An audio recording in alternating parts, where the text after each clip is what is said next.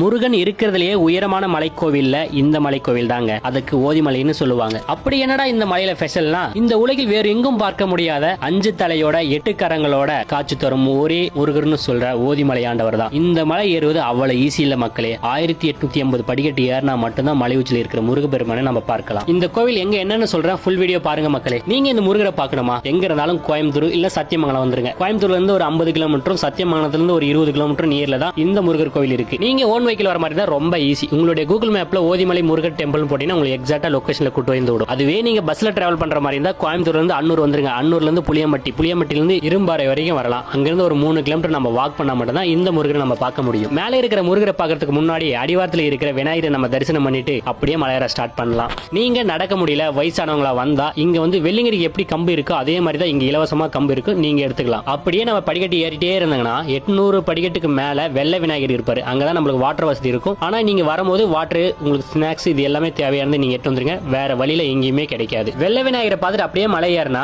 ஒரே பாறையில ஓம்ன்ற வடிவில் நம்மளுக்கு காட்சி தருவாங்க. அதை பார்த்துட்டு அதுக்கப்புறம் அப்படியே உச்சிக்கு போனாங்கன்னா கிட்டத்தட்ட 1880 படிக்கட்டு ஏறினா மேல இருக்கிற முருகனை நம்ம தரிசனம் பண்ணலாம். சிறப்பான ஒரு தரிசனம் நம்மளுக்கு கொடுப்பாரு. இந்த கோவிலுக்கு நீங்க நினைச்ச நாட்கள்லாம் வர முடியாத மக்களே, திங்கள் செவ்வாய் வெள்ளிக்கிழமை வரலாம். அது மட்டும் இல்லாம முருகனுக்கு உகந்த நாட்கள்ல மட்டும்தான் இந்த கோயில் திறப்பாங்க. அதுவும் பாத்துக்காங்க. நீங்க நினைச்ச நேரத்துல இந்த கோயிலுக்கு வராதீங்க, க்ளோஸ்ல இருக்கும்.